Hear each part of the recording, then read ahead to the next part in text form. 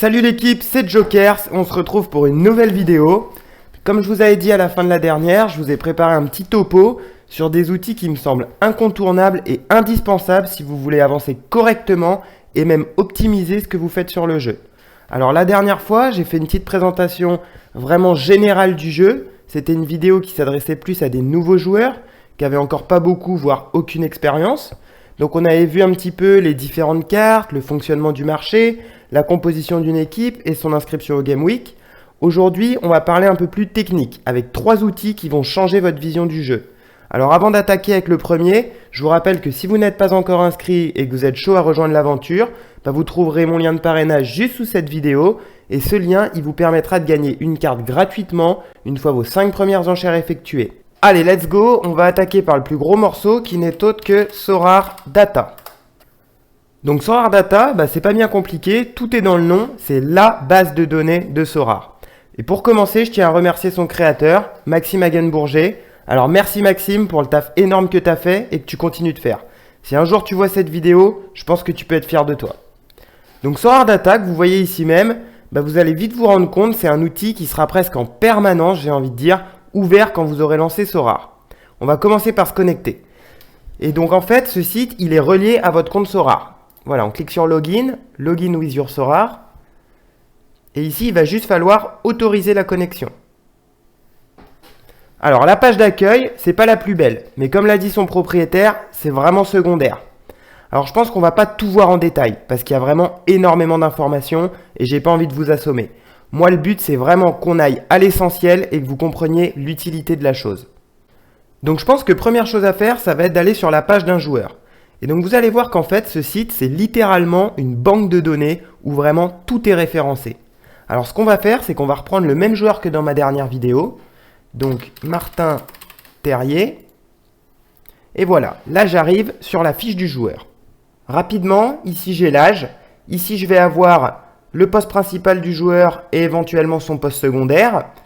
Là, je vais trouver le statut du joueur. Est-ce qu'il est titulaire? Est-ce qu'il est remplaçant? À gauche, on va voir la moyenne des notes obtenues au cours des 5 derniers matchs, des 15 derniers matchs et des 40 derniers matchs, avec en dessous le pourcentage de titularisation.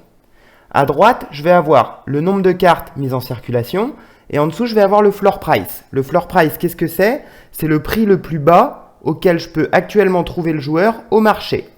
Et juste à droite, je vais avoir le prix moyen de vente du joueur au cours des 3 derniers jours, des 7, 14 et 30 derniers jours. Donc ça va rapidement vous donner une idée de l'évolution du prix. Maintenant, si vous voulez regarder vraiment en détail comment le prix fluctue, vous avez le price graph affiché juste en dessous.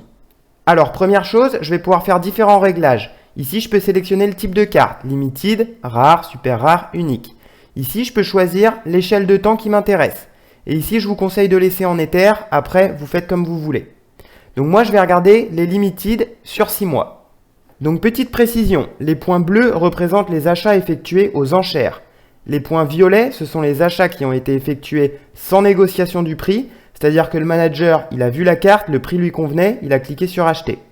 Et les points rouges, du coup, c'est un achat qui a été effectué avec négociation du prix. Donc là, qu'est-ce que j'observe? C'est que de novembre à début mars, le prix il a globalement augmenté. Pendant le mois de mars, on peut voir une chute du prix. Et depuis début avril, il a tendance à réaugmenter. Ensuite, je vais avoir le Rolling Average History. Alors rapidement, c'est un historique de la moyenne du prix du joueur. Honnêtement, moi je ne regarde jamais ce graphique, je suis pas sûr qu'il soit très utile. Ensuite, on va avoir les offres. Donc on va se mettre en Limited. Et en haut, on va trouver les offres en cours, classées par ordre de prix croissant, avec le temps de vente restant. Et en bas, on a les offres terminées, avec le prix de vente et la date à laquelle il s'est vendu. Et on va pouvoir consulter les différentes pages. Ensuite, j'ai l'onglet Auction, c'est les enchères. Et ici, c'est pareil, on va avoir les enchères en cours avec le temps restant et les enchères terminées avec le prix auquel la carte est partie. Juste après, l'onglet SO5 Score. Alors, qu'est-ce qu'on a ici? Parce que là, comme vous pouvez le voir, il y a un paquet de données.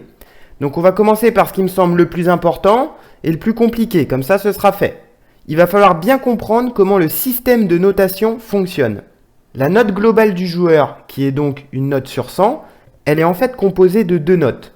Le score décisif et le score qui est autour, si je traduis all around en français. On va commencer par le score décisif. Alors, tous les joueurs titulaires débutent avec un score décisif de 35. Les joueurs qui débutent sur le banc et qui seront amenés à entrer en cours de jeu auront eux un score décisif de 25. Et ceux qui restent sur le banc, ils auront droit à un 0. Ok, donc ce score décisif, il va être amené à évoluer au cours du match en fonction d'actions dites décisives. Ces actions, on les retrouve ici.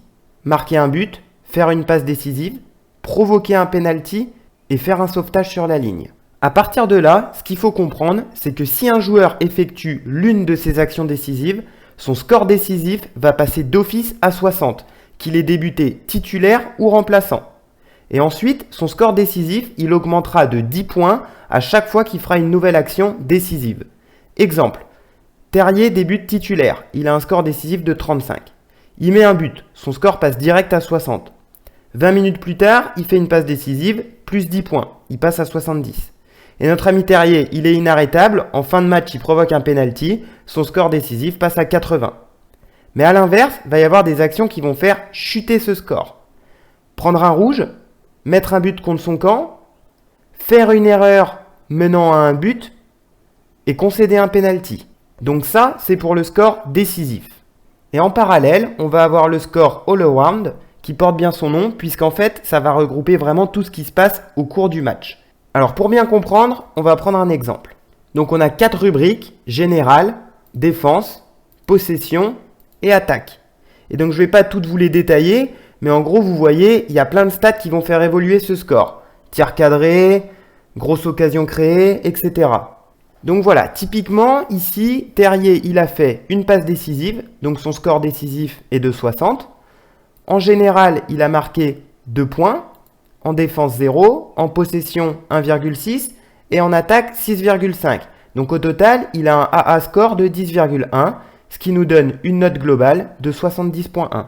Voilà comment fonctionne le système de notation sur Sorare qui me semblait quand même pertinent d'expliquer. Si maintenant on revient sur notre page, qu'est-ce qu'on a dans le SO5 score?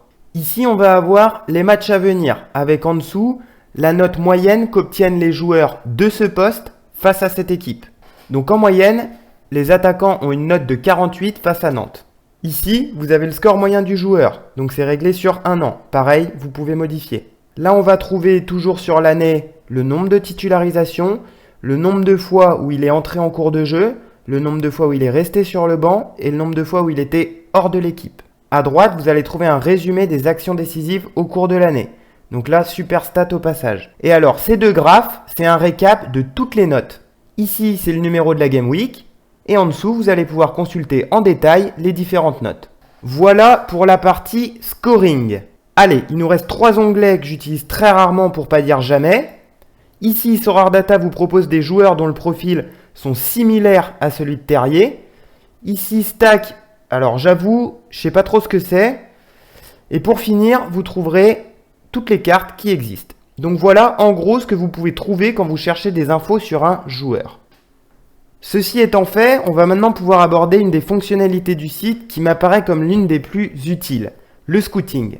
Donc je pense que vous en êtes déjà aperçu, mais en fait sur Sorare, vous allez passer le principal de votre temps à essayer de dénicher soit quel joueur va être le plus efficace pour votre équipe et va vous rapporter un max de rewards. Donc je rappelle brièvement, les rewards, ce sont les cartes que vous allez gagner en récompense lorsque votre équipe a performé et qu'elle est bien classée. Donc soit ça, soit très clairement, si vous êtes plus dans une optique d'achat-revente, vous allez chercher sur quel joueur vous allez pouvoir faire la plus grosse plus-value. Et donc là, on va avoir différents profils. Soit vous allez scouter des joueurs pépites qui sont encore tout jeunes et dont le prix risque d'exploser dans quelques temps. Soit vous allez parier sur la reprise de tel joueur après blessure. Enfin, il y a plein de stratégies différentes. Et ça, ce sera le sujet d'une prochaine vidéo. Alors, l'onglet Scout, qu'est-ce qu'on a? Donc premièrement, comme son nom l'indique, le classement des joueurs.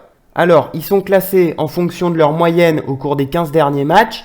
Et après, pareil, vous allez pouvoir jouer avec les différents filtres. Donc par exemple, on va regarder top attaquant en Belgique. Filtré. Voilà, Dino Hotic. Ensuite, vous allez avoir le classement par équipe. Donc pas grand chose à dire là-dessus. Encore en dessous, ça va être pour chercher une carte bien précise. Mais nous, ce qui va surtout nous intéresser, ça va être la recherche d'un joueur. Et on ne recherche pas un joueur en particulier, mais bien un profil. Alors, on va le faire ensemble. Donc ici, par exemple, je vais chercher un défenseur. Donc je laisse sélectionner uniquement défenseur. Ensuite, son statut. Moi, je veux qu'il soit titulaire. Je veux qu'il soit bien sûr ni suspendu ni blessé. Et je veux que son âge soit compris entre 18 et 25 ans. Alors maintenant, concernant ces 5 derniers matchs, donc son AA score entre 0 et 25, ça me va. Son decisive score entre 15 et 50, ça me va. Le SO5 moyen, donc c'est-à-dire la note totale, j'aimerais bien qu'elle soit comprise entre 40 et 100. Son pourcentage de titularisation, allez, 80%. Même on va mettre 90. Ok, concernant les 15 derniers matchs, pareil, le AA, j'y touche pas. Le DS non plus. Ici, idem, entre 40 et 100. Et ici, on va lui mettre 80% de matchs joués. Alors, vous pouvez rajouter les stats pour les 40 derniers matchs. Moi, j'y touche pas. Et au niveau du prix, voilà, minimum 0,003 et maximum 0,1 ETH. Ensuite, on clique sur chercher. Et voilà, j'obtiens mes résultats. En fonction du nombre de résultats, je peux affiner ou élargir mes critères. 64, c'est un peu trop. Je vais affiner. On va choisir des joueurs qui jouent uniquement, allez, on va mettre en champion Europe. C'est-à-dire les 5 plus grands championnats européens. Et là, j'obtiens 16 résultats. Et là, je vais pouvoir aller voir en détail chaque joueur en accédant à leur fiche descriptive. Et c'est super parce que cette fiche, on l'a déjà bien détaillée tout à l'heure. Donc, je vais pouvoir comparer un peu les joueurs entre eux et faire mon choix en fonction de mon analyse. S'il m'intéresse, je peux l'ajouter à mes favoris. Et ici, je vais même pouvoir régler une alerte de prix. Donc en ce moment, Camara, son floor price, il est à 0,0634. Moi, j'aimerais bien être alerté s'il passe à 0,0600. Appliqué. Et s'il y a un manager qui le met en vente à ce prix-là ou en dessous, j'aurai une alerte sur l'application. Et donc au passage, j'en profite pour faire un petit coup de pub pour l'application mobile qui est disponible sur iOS et Android. Alors, pour finir, vous allez avoir le classement des managers présents sur Sorare. Donc de mémoire, ils sont classés en fonction de la valeur de leur galerie. Enfin, vous irez voir si ça vous intéresse. Et juste en dessous, un concept de line-up en bêta. On reviendra sur la line-up plus tard. Donc voilà, concrètement, les deux choses ici qui vont vous être le plus utiles, enfin pour ma part, c'est le classement des joueurs et la fonctionnalité recherche de joueurs. Alors, ici rapidement, le marché. Bon, moi je l'utilise jamais, mais en gros, vous allez avoir toutes les enchères en direct. Donc pareil, vous pouvez filtrer en fonction de ce que vous cherchez. En dessous, bundle, c'est les packs. Parce que ça, j'en avais pas parlé, mais des fois, Sorare, ils mettent carrément des packs aux enchères. Alors des fois, ça peut être intéressant. Faut juste être sûr que vous n'allez pas payer le pack plus cher que si vous preniez les joueurs individuellement. En dessous, vous avez les offres en direct. Donc ce sont les offres qui sont sur le marché secondaire proposées par les autres managers. Puis après, je ne vais pas tout vous montrer. En gros, ici, c'est du direct. Ici, c'est ce qui est complété. Et alors, dernière chose, ici, vous allez trouver plein de statistiques. Moi, le graphique qui m'intéresse le plus, c'est celui-là. Et en fait, il représente l'évolution dans le temps du nombre de joueurs à posséder au moins une carte sur le jeu. Et donc, vous voyez que je vous ai pas menti, le nombre de managers à posséder au moins une carte, il augmente de manière exponentielle. Ce qui nous laisse imaginer plein de bonnes choses à venir. Alors, ici, c'est pareil, on va pas trop s'attarder, on va avoir tout ce qui concerne le gameplay. Donc, on va avoir le Game Week Center, où on va trouver tous les matchs de la Game Week en cours. Alors toujours pareil, différents filtres, rien de bien compliqué, je vous laisserai découvrir ça si ça vous intéresse. Ensuite, le Lineup Builder, on en parle juste après. Le Leaderboard, c'est un classement des managers les plus réguliers dans chaque division. Et pour finir, la rubrique Reward, où vous pourrez aller consulter en fin de Game Week toutes les récompenses qui ont été offertes. Allez, dernier point concernant Sorare Data, parce que l'onglet Play, j'ai décidé de ne pas l'aborder aujourd'hui. Pourquoi? Tout simplement parce que cette vidéo, elle s'adresse plutôt à des gens qui débutent sur Sorare, qui n'ont pas encore toutes les bases, donc on ira voir ça une prochaine fois. Donc ici, c'est un petit peu l'onglet Profil. Donc premièrement, je vais pouvoir avoir un visuel rapide sur ma galerie. Donc ici, on a tous nos joueurs, gardiens, défenseurs, milieu et attaquants. Ici, vous allez avoir le classement de vos joueurs par catégorie. Ici, vous trouverez un historique de toutes les transactions qui ont été effectuées sur votre compte Sorare. Ici, comme son nom l'indique, vos cartes mises en vente. Alors, l'onglet d'après, moi je l'aime bien, puisqu'en fait, il vous donne une estimation de votre galerie en temps réel. Alors là, vous allez avoir la valeur de la carte sur une période donnée, en l'occurrence sur les 3 derniers jours. Et en dessous, les deux pourcentages, ils représentent la variation du prix par rapport à la veille et par rapport aux 7 derniers jours. Donc en fait, rapidement, vous allez avoir une idée de quelle carte est en train de prendre de la valeur et quelle carte est en train d'en perdre. Les 3 suivants, je passe rapidement. Ici, vous avez les stats sur votre parcours en SO5. Ici, vos stats en tant que manager. Et ici, vos résultats en SO5. Donc SO5, c'est tout simplement le mode de jeu de Sorare, où on a une équipe composée de 5 joueurs. Alors, juste en dessous de votre galerie, vous avez votre watchlist, qui va en fait regrouper tous les joueurs que vous avez mis en favoris. Donc là, on retrouve Camara que j'ai mis tout à l'heure. Dernier point à aborder, le fameux Lineup Builder. Donc ça aussi, c'est un gros point de Sorare Data. En fait, ça va vraiment vous aider à construire vos équipes. Alors, pour vous expliquer, on va le faire ensemble. Moi, la prochaine Game Week que je vais jouer, c'est celle-là. Donc, on va dire que je veux faire mon équipe en All-Star Limited. Donc, j'ai rien à changer. Mais j'aurais très bien pu le faire en U23. Donc, en gardien, c'est pas plus compliqué que la dernière fois. J'en ai qu'un. On va l'ajouter. Ensuite, en défenseur, j'ai un petit peu plus de choix. Donc ici, vous avez toujours le score moyen obtenu au cours des 5 derniers matchs et des 15 derniers matchs avec en dessous le pourcentage de titularisation. Ça représente le pourcentage moyen où le joueur a été utilisé par les managers quand il a joué. Et ça, c'est le pourcentage d'utilisation du joueur par les managers dans cette division. Donc en All-Star. Ici, vous avez la rencontre à venir. Donc je ne sais pas pourquoi ça ne s'affiche pas partout. Mais voilà, normalement, vous avez les estimations du vainqueur un petit peu comme sur les sites de paris sportifs. Et enfin, on va retrouver la note moyenne qu'un joueur de ce poste obtient contre l'équipe adverse. Donc nous, on va prendre notre ami Bart. Ensuite, au milieu. Et alors là, c'est pas mal. Vous voyez la petite croix rouge, ça veut dire que le joueur est out. Et si je pose ma souris dessus, des fois, j'ai des informations sur la blessure. Donc là, je pense que le mieux à faire, ça va être de prendre Timber. Alors en attaquant, bon, il m'en propose qu'un parce que visiblement, il n'y a que lui qui a un match. Et pour finir, le joueur extra, on va prendre Birnbaum. Et donc là, j'ai mon équipe, j'ai plus qu'à aller sur Sorare, sélectionner les joueurs un par un et enregistrer l'équipe. Voilà, je pense qu'on n'est pas trop mal. Alors Sorare Data, on a fini. J'espère que c'était pas trop long, mais surtout que c'était clair. J'ai essayé d'à peu près tout vous présenter en mettant quand même un gros accent sur les rubriques qui m'apparaissent comme essentielles, à savoir l'utilisation efficace d'une fiche joueur, le scouting et tout ce qui est propre à la gestion de votre compte Sorare. On va maintenant passer à la présentation du deuxième outil qui va vous être tout aussi indispensable que Sorare Data. Il s'agit de Sorare Club. Et c'est très bien qu'on ait terminé avec le Lineup Builder parce que ça va me permettre d'introduire la suite. Donc Sorare Club, c'est un peu le même principe dans le sens où vous allez pouvoir y connecter votre compte Sorare. Donc on va le faire ensemble. Alors, Sorare Club, connexion. Se connecter avec Sorare. Et ici c'est pareil, il va falloir autoriser. Alors, comme tout à l'heure, avant de vous présenter un peu les différentes fonctionnalités, je voudrais dire un grand merci à Torque pour tout le taf qu'il a fait et qu'il continue de faire. Torque, c'est pas uniquement le créateur de ce site, c'est aussi le créateur du Discord francophone de Sorare. Alors si vous avez le temps, allez y jeter un œil. C'est un Discord sur lequel il y a plein de topics, sur le marché, sur le gameplay, sur d'autres sujets comme la crypto ou tout simplement le football de manière générale.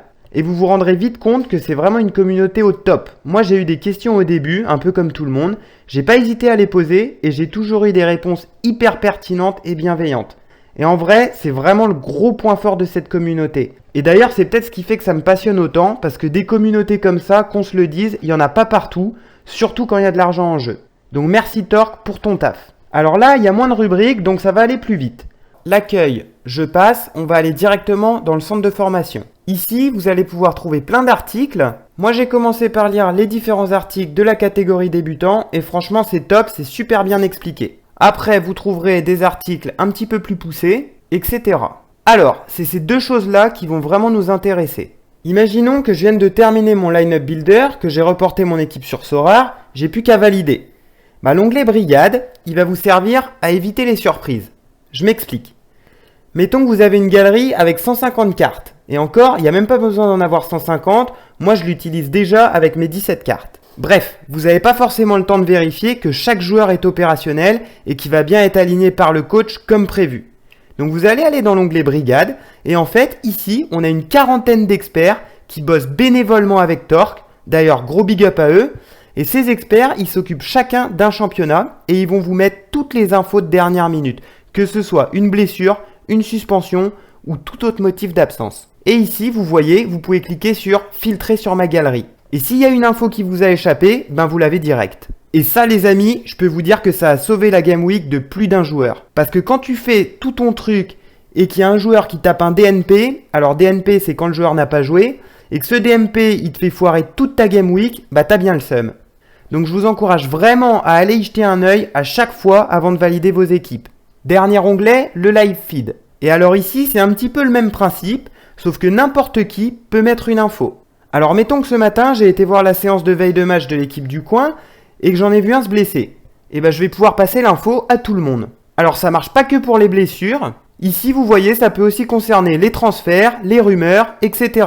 Alors ça fonctionne avec un système de karma. C'est-à-dire que si l'info est vérifiée, vous pouvez mettre un petit pouce vers le haut, et si c'est du fake, un pouce vers le bas. Bon, pas trop d'intérêt à raconter n'importe quoi, mais bon, on sait jamais. Et ici, c'est pareil, vous allez pouvoir filtrer sur votre galerie, ou bien sur vos favoris Sorare. Voilà pour ce qui est de Sorare Club.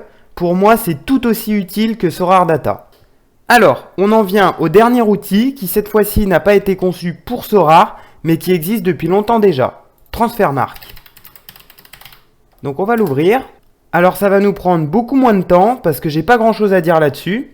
En fait, vous avez Sorare Data qui regroupe de la donnée sur le jeu et Transfermarkt qui regroupe de la donnée sur ce qui se passe dans la vie de tous les jours. Et ça va nous intéresser. Pourquoi? Je vais vous prendre un exemple concret. Mettons que sur Sorare Data, j'ai fait mon petit scouting et je suis tombé sur ce joueur, Bogard. Donc jeune joueur de 19 ans, dont j'ai déjà entendu parler. Je sais qu'il est en sélection hollandaise depuis ses 14 ans, donc possiblement bel avenir devant lui. Alors, je vais sur son SO5 et je vois qu'il commence à avoir du temps de jeu. Et je me dis, possiblement, la saison prochaine, il va passer titulaire et son prix va exploser. Actuellement, son prix est de 24 €. Alors, je vais aller voir son profil sur Transfermarkt. Bogard. Il est ici. Donc ici, c'est pareil, je vais avoir une fiche profil avec plein d'informations. Et en fait, qu'est-ce que je vois? Qu'il est prêté par Hoffenheim. Que son contrat à Groningen, il finit le 30 juin 2022. Et que du coup, fin de saison, c'est retour à la maison. Est-ce qu'il risque de passer titulaire à Hoffenheim alors qu'il commence à peine à avoir du temps de jeu? C'est moins sûr. Donc pas sûr à 100% que ce soit l'affaire du siècle. Bref, ce que je voulais vous dire par là, c'est que Transfermarkt, vous allez avoir plein d'infos sur le joueur que vous n'avez pas ailleurs. Typiquement, le nombre d'années sous contrat qui lui reste. On a aussi sa valeur marchande, son éventuel parcours international, et également ici, moi ce que j'aime bien aller voir dans Performance, c'est l'historique des blessures. Parce que s'il s'avère que le mec il est out à chaque fois la moitié de la saison, ça va peut-être me refroidir un peu. Bon, après il y a plein d'autres onglets, je vous laisserai les découvrir par vous-même. Alors cette vidéo touche à sa fin, j'espère qu'elle vous a plu. Ça me tenait vraiment à cœur de vous parler de ces 3 outils de manière à ce que vous puissiez au maximum limiter les erreurs.